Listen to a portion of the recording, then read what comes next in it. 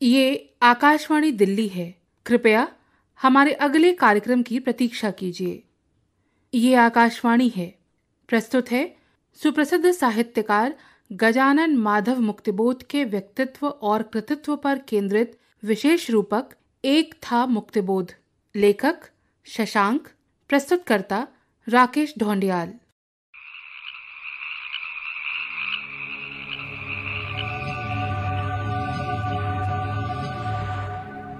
जिंदगी के कमरों में अंधेरे, लगाता है चक्कर कोई एक लगातार, आवाज पैरों की देती है सुनाई, बार बार बार बार। वो नहीं दिखता, नहीं ही दिखता, किंतु वो रहा घूम, तिलस्मी खो में गिरफ्तार कोई एक। भीत पार आती हुई पास से गहन रहस्यमय अंधकार ध्वनि सा अस्तित्व जनाता अनिवार्य कोई एक। और मेरे हृदय की धक धक पूछती है वो कौन, सुनाई जो देता पर नहीं देता दिखाई। इतने में अकस्मात गिरते हैं भीतर से फूले हुए पलस्तर, खिरती है चूने भरी रेत, खिसकती हैं पपड़ियां इस तरह, खुद ब खुद कोई बड़ा चेहरा बन जाता है, स्वयं अपी मुख बन जाता है दीवाल पर।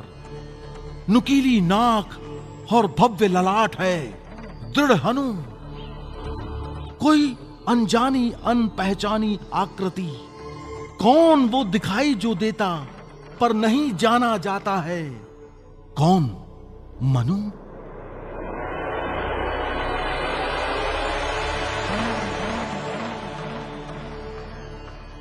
रहस्यमय अंधकार में हल्की सी आवाज के सहारे मनु को पहचानने को आतुर कौन है? वो जो दिखाई देता है लेकिन जाना नहीं जाता, उसे सम्मुख कौन ले आता है? निश्चय ही गजानन माधव मुक्तिबोध, आधुनिक हिंदी साहित्य के शिखर पुरुष। कहा इतना ज्यादा गया है मुक्तिबोध के बारे में, पर फिर भी कहीं ऐसा लगता है कि जैसे कुछ ऐसा है जो छूट गया। हिंदी में मुक्तिबोध जैसा बौद्धिक कवि दूसरा नहीं है। उनका साहित्य बहुत जटिल है, पर व्यक्ति के रूप में वो बहुत ही सरल थे। मुक्तिबोध के जीवन को यदि हमें किसी रंग से परिभाषित करना हो तो रंग होगा काला। मुक्तिबोध का जैसा भाग्य किसी कवि को न मिले, जो जीते जी सन्नाटे में पड़ा रहा, लेकिन मृत्यु के बाद उसके ताबूत को लेकर एक संघर्ष हिंदी आलोचना में शुरू हो गया।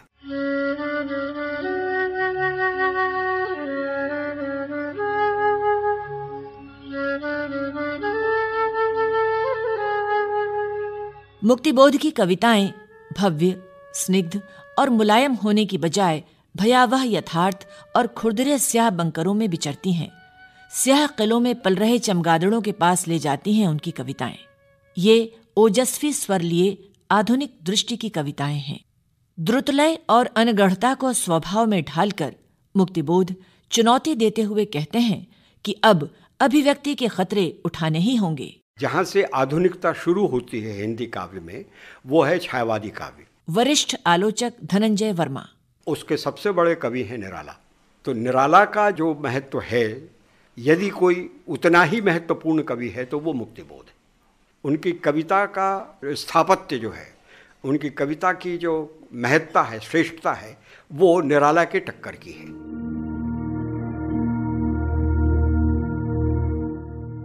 मुक्तिबोध को जिंदगी ने कवि स्वभाव बनाया। कठिन और खुरदुरी चट्टानें, मालवा के पूरे मटमैले पठार और विशाल बूढ़े बरगद। थानेदार पिता के 4 बच्चों में सबसे बड़े, पिता दबंग और ईमानदार। गजानन का जन्म 13 नवंबर 1917 को श्योपुर ग्वालियर में हुआ। सुप्रसिद्ध संस्मरण लेखक कांति कुमार जैन। मुक्तिबोध को बचपन में एक बंदरिया उज्जैनी में नीचे से उठाकर ऊपर ले गई थी जब वो 3 या 4 साल के रहे होंगे। वो चिपटाए हुए हैं। मुक्तिबोध आतंकित हैं, असुरक्षित हैं, उनकी माँ चिंतित हैं। तो मैं समझता हूँ मुक्तिबोध के इस अनुभव का प्रभाव भी मुक्तिबोध जी की असुरक्षा ग्रंथि पर पड़ा होगा। मुक्तिबोध ने सन 1938 में इंदौर से बीए किया। जाति, कुल और सामाजिक वैषम्य के अवरोधों को एक तरफ ढकेलकर प्रेम विवाह किया और परिवार का घोर विरोध झेला। एक तरह से मुक्तिबोध का स्वयं का जीवन अंधकार का पर्याय था। उन्होंने प्रेम विवाह किया था शांता जी से। उनको इस बात का बड़ा दुख था कि वो शांता को कोई सुख नहीं दे पाए। उनके जीवन में भौतिक अंधकार बहुत थे, कम वेतन और महीने के 5 दिन केवल चाय पी के बीतते थे। उनको सबसे प्यारा महीना लगता था फरवरी का, वो भी 28 दिन की फरवरी का। जिस महीने में 31 दिन होते, लगता कि चाय पीने के दिन और बढ़ जाएंगे। गजानन उज्जैन के मॉडर्न स्कूल में अध्यापक हो गए। फिर शुजालपुर गए, वहां भी शाला में अध्यापन का कार्य किया। मालवा की मिट्टी से जुड़े चर्चित उपन्यासकार रमेश दवे। शुजालपुर का एक प्राइवेट स्कूल था जिसके एक प्राचार्य थे डॉक्टर विष्णु जोशी। वो इनको लेकर आए थे और उस समय प्राइवेट स्कूल में प्रभाकर माचवे आते थे, सुमन जी जाते थे, नेमीचंद जैन वहाँ थे। नेमीचंद जैन ही मुक्तिबोध को लेकर के भी आए थे। फिर वे उज्जैन में रहे। ये हम लोगों को बड़ा गर्व प्रदान करता है। हम गौरव अनुभव करते हैं कि मालवा की मिट्टी ने जिसने तपस्या की अपने काव्य की, जिसे नेमीचंद जैन जैसे लोगों ने परखा और उनकी ग्रंथावली पूरी नेमीचंद जैन ने ही लिखी। पहली ग्रंथावली हिंदी में यदि कोई आई तो मुक्तिबोध पर ही आई। तो मुक्तिबोध की पूरी यात्रा मालवा में संघर्ष से शुरू हुई और छत्तीसगढ़ में जाकर उत्कर्ष पर समाप्त हुई। शुजालपुर मुक्तिबोध की पाठशाला बनी। बाल्जाक, फ्लॉबेयर, दोस्तोयेव्स्की और गोर्की को मनोयोग से पढ़ा। इन्हीं दिनों एक मूल्यवान घटना हुई। कुछ मित्रों ने कवियों का विशेष संकलन तार सप्तक का प्रारूप बनाया, फिर अज्ञेय इससे जुड़े। हिंदी साहित्य ने इस योजना को हाथों हाथ लिया। इनमें मुक्तिबोध सबसे भिन्न दिखलाई पड़ते हैं। अनोखा स्वर, नए, बिल्कुल नए बिंब और प्रतीक योजना। वे मानो मिथ में बहते जाते। कथा सृष्टि की तह पर तह लगाती जाती उनकी कविता।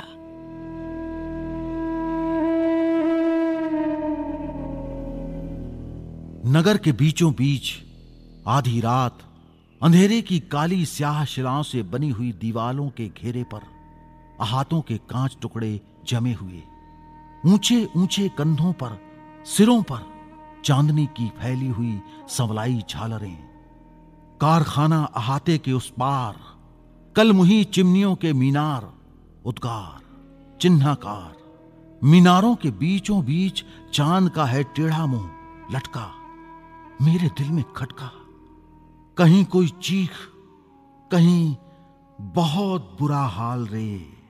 मुक्तिबोध उज्जैन में मध्य भारत प्रगतिशील लेखक संघ की स्थापना कर चुके थे। सन 1945 में कुछ दिनों हंस में काम किया और फिर वे जल्द ही जबलपुर चले गए स्कूल में अध्यापन करने। वहां भी टिक न सके। नागपुर जाना हुआ। आकाशवाणी, जनसंपर्क विभाग और साप्ताहिक नया खून में एक के बाद एक काम किया। उनके एक मित्र थे नया खून में संपादक अब्दुल हक खां मशरिकी। उन्होंने मुझको बताया कि मुक्तिबोध जब नागपुर पहुंच गए थे और अपनी विपन्नता से जूझ रहे थे तो सदर में घोड़े पर जाता हुआ उनको एक अंग्रेज मिल गया। अंग्रेज मुक्तिबोध जी की ऊंचाई और मुक्तिबोध जी की बेफिक्र तबीयत से इतना प्रसन्न हुआ कि उसने घोड़ा रोका और मुक्तिबोध जी से और मशरिकी जी से पूछा, क्यों जवान नौकरी चाहता, अंधा क्या चाहे दो आंखें। उसने कहा कि फला फला पते आके मिल लेना। मशरिकी जी और मुक्तिबोध दोनों उस पते पहुँचे और वो बेंगलोर के लिए बुक कर दिए गए। बेंगलोर में कुछ ही दिन रहे होंगे कि उनको लगा कि वो गलत जगह आ गए हैं। वहाँ अंग्रेज की नौकरी करनी है, हवाई जहाज़ पर मामूली से काम करना है। ये वो हवाई जहाज़ होंगे जो दुश्मन की सेना पर बम गिराएंगे। मुक्तिबोध जी को लगा कि ये तो बहुत गलत बात होगी। मशरिकी जी और मुक्तिबोध जी बिना किसी को कुछ बताए वहाँ से भाग खड़े हुए। मुक्तिबोध ने कवि प्रसाद के मनु को तलाशने के लिए कामायनी एक पुनर्विचार लिखा, विश्लेषण किया और प्रसाद को एकदम भिन्न कोण से समझने का प्रयास किया। प्रसिद्ध आलोचक डॉक्टर नामवर सिंह। कामायनी जैसे ग्रंथ पर लिखना जरूरी समझा उन्होंने। कामायनी पर बहुत सी किताबें लिखी गई हैं, लेकिन मुक्तिबोध की क्या दृष्टि थी, कामायनी को एक फैंटेसी के रूप में देखते थे। तो आलोचक के रूप में भी उनकी मौलिक देन है और इसे नहीं भूलना चाहिए। Doctor Dhananjay Verma. T S. Eliot ने एक बहुत अच्छी बात की थी कि एक कवि का महत्व इस बात पर भी निर्भर करता है कि वो किससे कन्फ्रंट कर रहा है। मुक्तिबोध आप ध्यान से देखें तो स्वच्छंदतावादी पूरे काव्य में कन्फ्रंट करते हैं प्रसाद से, यानी प्रसाद को उन्होंने एक तो अपना लगभग प्रतिद्वंद्वी भी माना है और उसकी परंपरा में भी वो है। कामायनी भी एक बहुत बड़ी फैंटेसी है, उसी का उन्होंने बहुत जैसे आप कहते हैं कि रचना के अंतरतम में बैठकर उसका अवलोकन किया है, उसका विश्लेषण किया है, उस पर मत और अभिमत दिए हैं। कामायनी का जो पुनर्विचार नाम की जो पुस्तक है वो कामायनी पर एक अपने ढंग की अलग पुस्तक है। सन 54 में उन्होंने एमए कर लिया। वे राजनांदगांव चले गए। महाविद्यालय में अध्यापन कार्य मिला। यहीं उन्होंने सबसे ज्यादा और लंबी कविताएं लिखीं, कहानियां लिखीं और साहित्य समीक्षा का विपुल लेखन किया। इन सब के केंद्र में है विकास स्थिति से घोर असंतोष, एक नए विकास मार्ग की पहचान। डॉक्टर नामवर सिंह। दुनिया को बचाने के लिए, रक्षा के लिए शंकर ने विषपान किया था। ये न कह के मुक्तिबोध की मैं शंकर हूँ, उन्होंने कहा कि तुम जिन चीज़ों को विष समझ करके समाज की बुराइयों को, कुरीतियों को, बाकी चीज़ों को, वो विष ही तो है समाज के, वो मेरे लिए अन्न है, उसी को खा करके मैं उन्हीं का वर्णन करने के लिए ही जी रहा हूँ, कविता लिख रहा हूँ।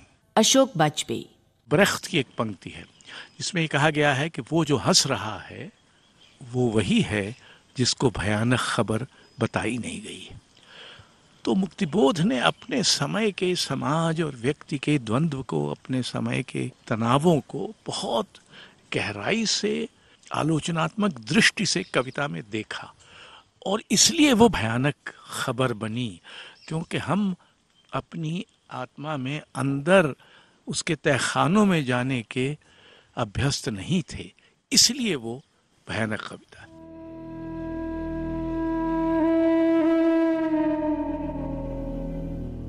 पिस गया वो भीतरी और बाहरी दो कठिन पाटों के बीच, ऐसी ट्रेजेडी है नीच।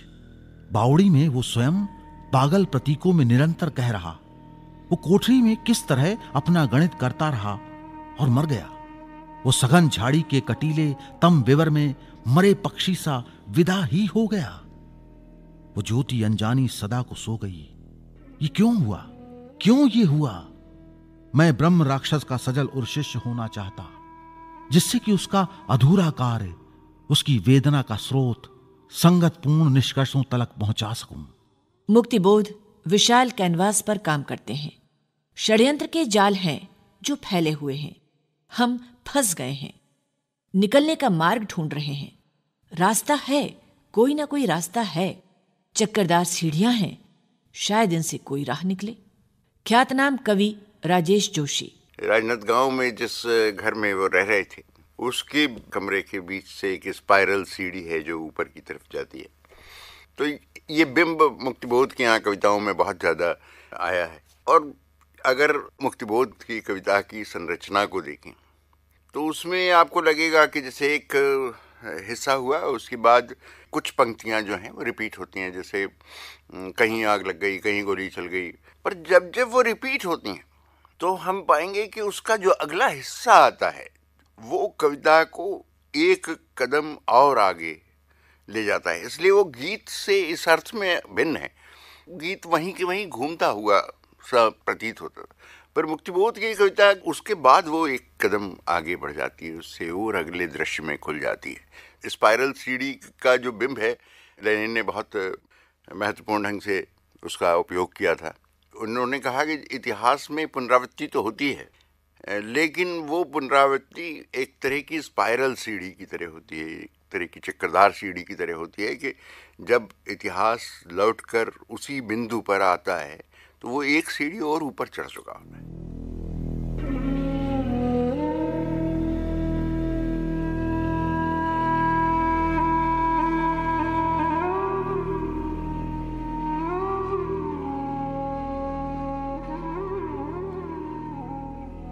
मुक्तिबोध की कविता अद्भुत संकेतों से भरी है। वे हमारी बातें हम ही को सुनाती हैं। हम चकित हो कभी कविता को सुनते हैं, कभी अपने आप को देखते हैं, खुद को पहले से अधिक जानने लगते हैं। मैं बहुत दिनों से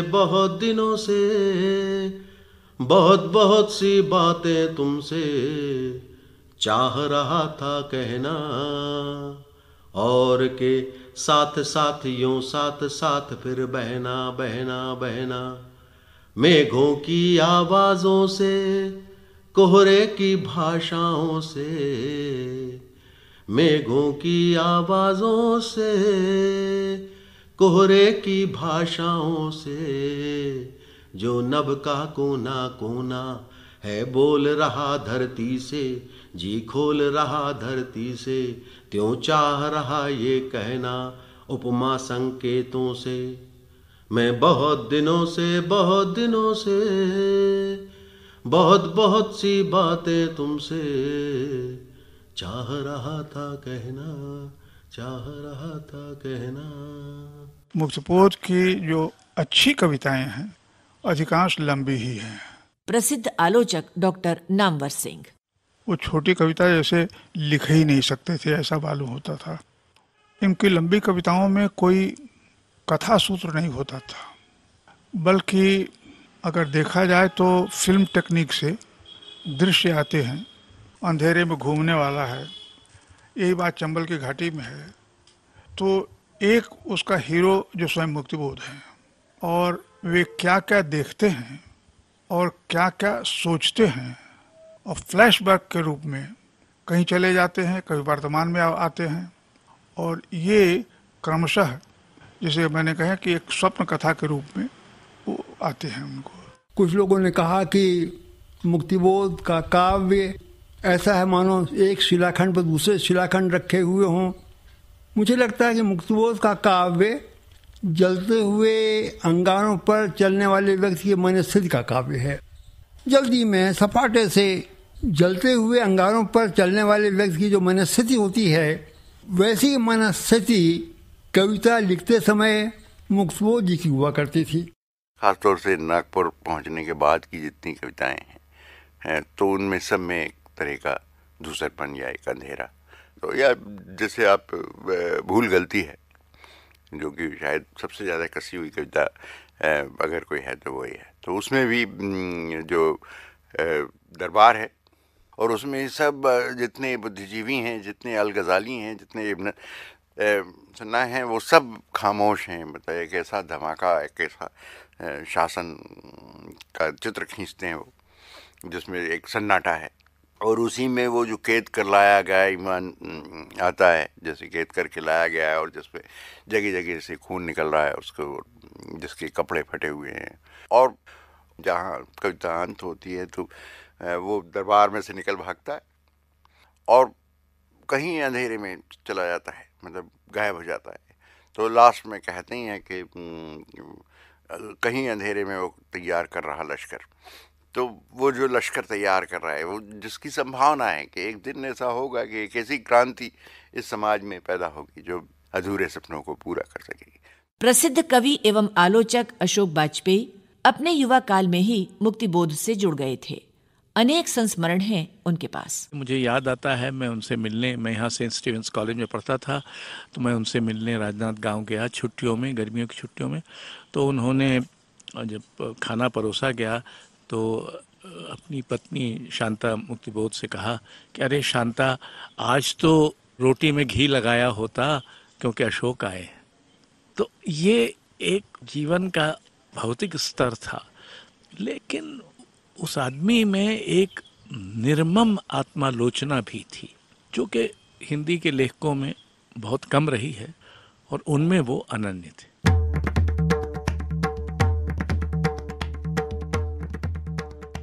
मुक्तिबोध का कहानी के प्रति बहुत आकर्षण था। कविता के साथ कहानियां लिखते लिखते वे कथा तत्व को कविताओं में भी समेटने लगे। काठ का सपना और सतह से उठता आदमी उनके कथा संग्रह हैं। राजनांदगांव के महाविद्यालय की जिंदगी का हूबहू चित्रण विपात्र में मिलता है। एक ओर कविताओं में सूक्ष्म ब्यौरे गहरी अवलोकन दृष्टि से बार बार चमक उठते हैं, वहीं दूसरी ओर उनकी कहानियों में कवि का स्वर उभरता रहता है। सुप्रसिद्ध कथाकार स्वयं प्रकाश उनकी कहानियों को इस प्रकार खोलते हैं।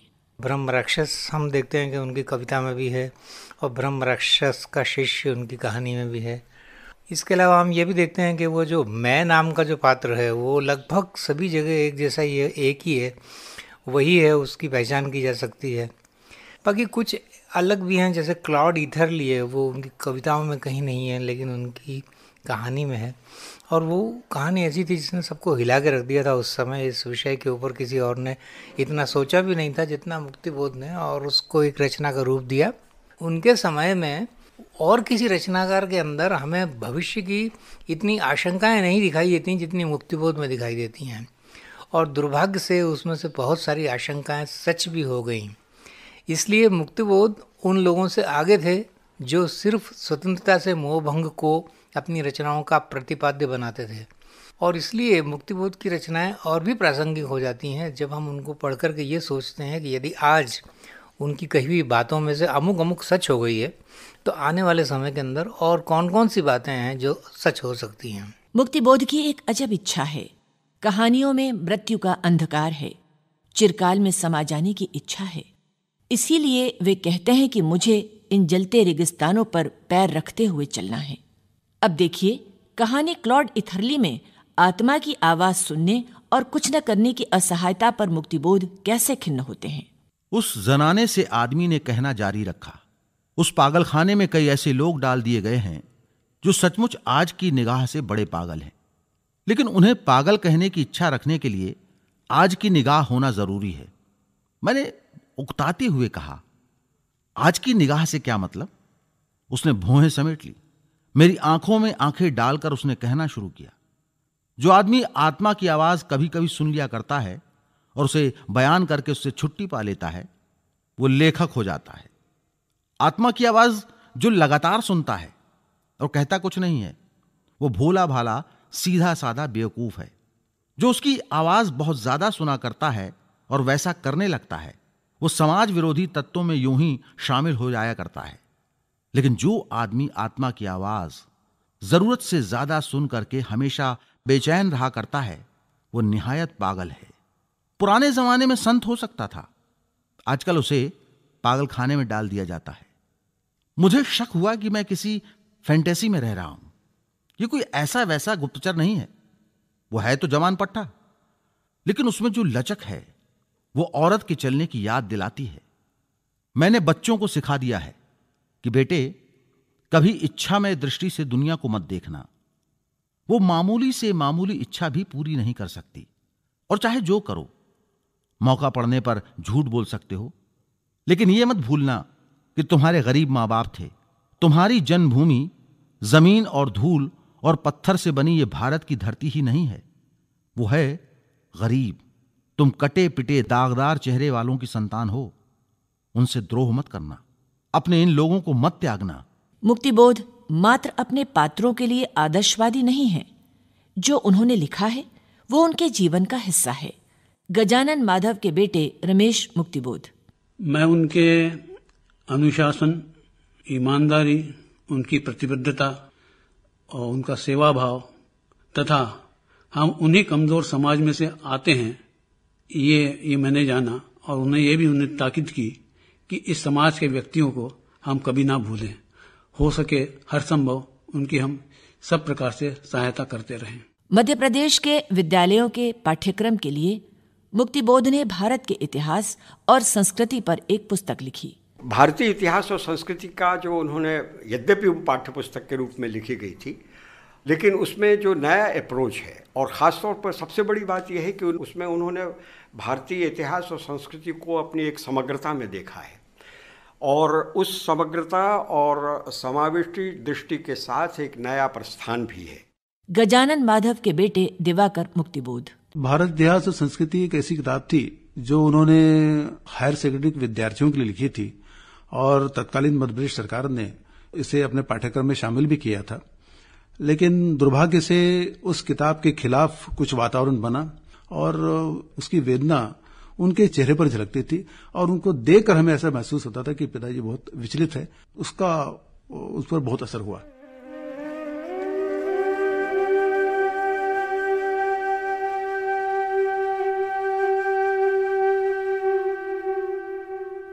हम लोगों ने जब ये खबर सुनी कि मुक्तिबोध को पक्षाघात हो गया है और उनकी हालत बहुत ख़राब है, अशोक वाजपेयी, तो हम लोगों ने कोशिश की कि किसी बड़े प्रकाशक को तय किया जा सके।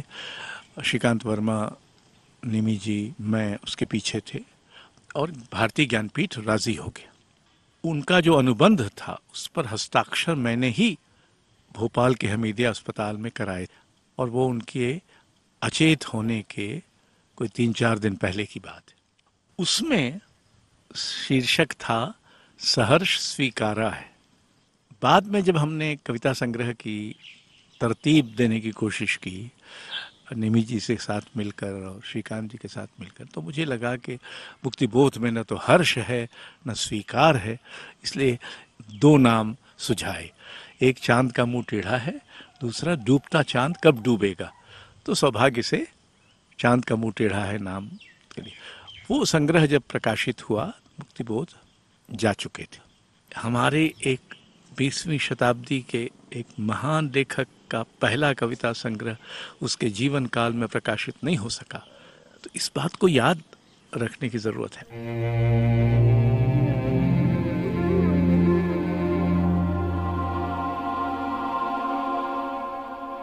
मुक्तिबोध ने लंबी बीमारी झेली, पक्षाघात, सेरिब्रल थ्रोम्बोसिस, ट्यूबरकुलर मेनिंजाइटिस और फिर लंबी बेहोशी।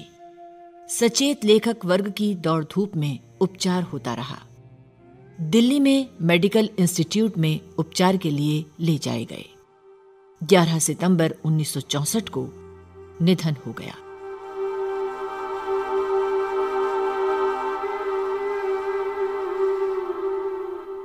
वो मुक्तिबोध जो अंतःकरण के आयतन को जांचता, जादुई संगीत सुनने को हरदम बेचैन रहता था, शांत हो गया। स्याह इलाकों में संदेहों के बावजूद मुक्तिबोध गहरी उम्मीद के साथ आशा के बिरवे खोजते रहे। मुक्तिबोध का स्वर गहरा होता चला जाता है। मुझे कदम कदम पर चौराहे मिलते हैं, बाहें फैलाए। एक पैर रखता हूं कि 100 राहें फूटती। मैं उन सब पर से गुजरना चाहता हूं। बहुत अच्छे लगते हैं उनके तजुर्बे और अपने सपने, सब सच्चे लगते हैं।